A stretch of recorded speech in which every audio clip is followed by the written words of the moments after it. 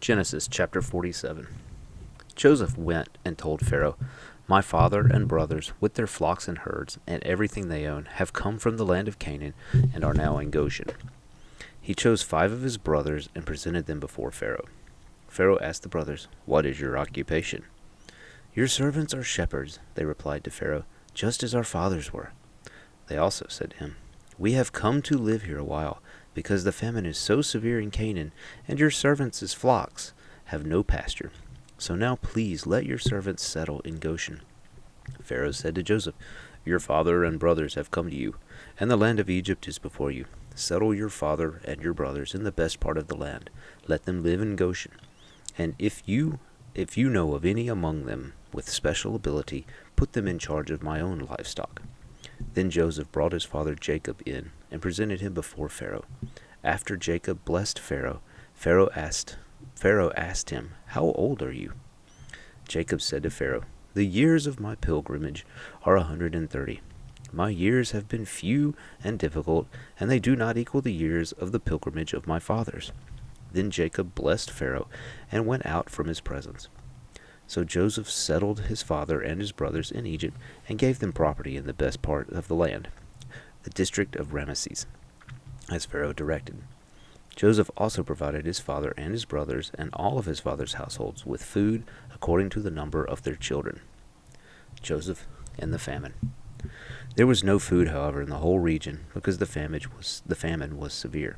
Both Egypt and Canaan wasted away because of the famine. Joseph collected all the money that was to be found in Egypt and Canaan in payment for the grain they were buying, and he brought it to Pharaoh's palace. When the money of the people of Egypt and Canaan was gone, all Egypt came to Joseph and said, "Give us food. Why should we die before your eyes? Our money is used up." "Then bring your livestock," said Joseph. "I will sell you food in exchange for your livestock, since your money is gone." So they brought their livestock to Joseph, and he gave them food in exchange for their horses, their sheep, their goats, and their cattle and donkeys. And he brought them through that year with food in exchange for all their livestock. When that year was over, they came to him the following year and said, "We cannot hide from our lord the fact that since our money is gone and our livestock belongs to you, there is nothing left for our lord except our bodies and our land. Why should we perish before your eyes, we and our land as well? Buy us our land in exchange for food, and we with our land will be in bondage to Pharaoh. Give us seed so that we may live and not die, and that the land may not become desolate." So Joseph bought all the land in Egypt for Pharaoh. The Egyptians, one and all, sold their fields because the famine was too severe for them. The land became Pharaoh's, and Joseph reduced the people to servitude, from one end of Egypt to the other. However, he did not buy the land of the priests, because they received a regular allotment from Pharaoh and had food enough from the allotment Pharaoh gave them. That is why they did not sell their land. Joseph said to the people, Now that I have bought you and your land today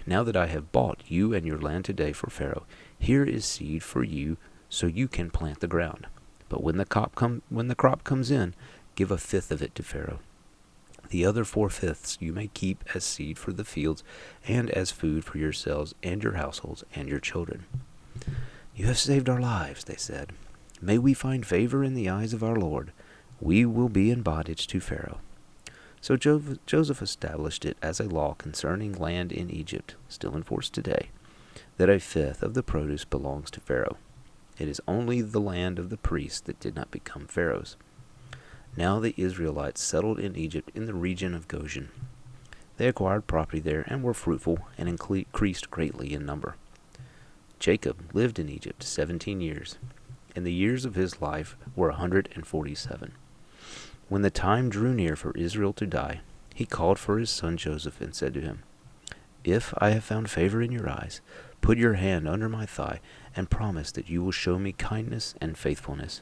Do not bury me in Egypt, but when I rest with my fathers, carry me out of Egypt and bury me where they are buried." "I will do as you say," he said. "Swear to me," he said. Then Joseph swore to him, and Israel worshipped as he leaned on the top of his staff.